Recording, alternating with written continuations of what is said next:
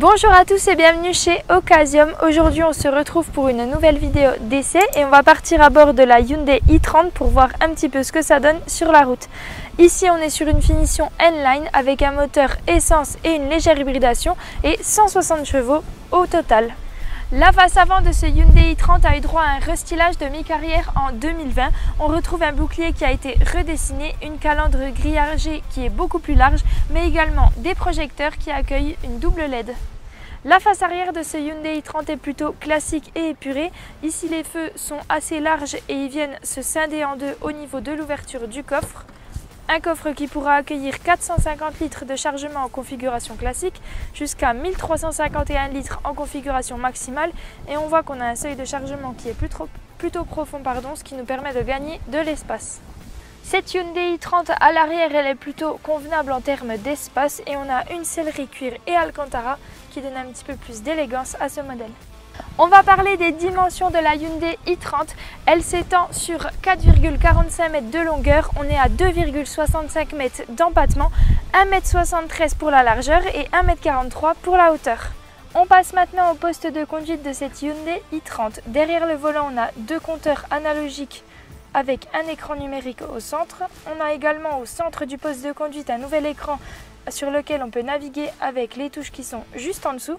Et enfin, dans cette voiture, on a une boîte automatique à double embrayage et à 7 rapports. Ce poste de conduite a été restylé également. On retrouve en dessous de l'écran central et au-dessus des touches de climatisation des aérateurs qui sont venus s'insérer donc au centre de ce poste de conduite. Comme on l'a dit, on a des touches ici pour la climatisation et le chauffage qui sont restés physiques, ce qui est très pratique. Et on découvre dans cet écran de nombreuses fonctionnalités et notamment dans les médias, vous avez accès au bruit de la nature. Donc ici, bruit sylvestre. On a également le bruit des vagues. La motorisation de ce Hyundai i30 est une motorisation qui se sert d'une micro-hybridation.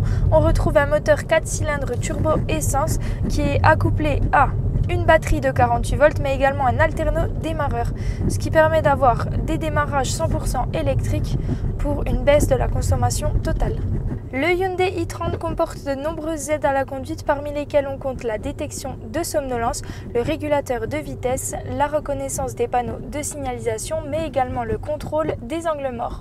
Si on devait parler des qualités de ce Hyundai i30, on parlerait de cette boîte automatique qui est plutôt efficace avec un passage de rapport qui est plutôt fluide. Le démarrage est un peu plus difficile mais une fois enclenchée, cette boîte automatique elle fait bien le travail.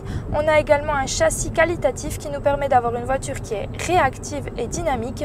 Au niveau du comportement, elle peut être ferme, donc difficile à conduire pour un premier essai, mais elle s'avérera plutôt agréable une fois qu'on a pris l'habitude.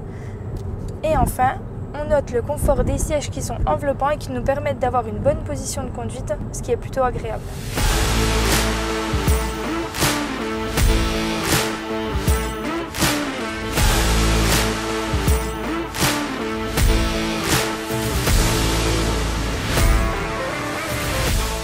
En conclusion, cette Hyundai i30 a non seulement un design qui est plutôt séducteur, mais également un coffre qui est plutôt spacieux et elle a une bonne conduite, elle est plutôt confortable et plutôt dynamique. Merci à tous d'avoir regardé cette vidéo, n'hésitez pas à vous abonner à notre chaîne YouTube et à bientôt pour un nouvel essai.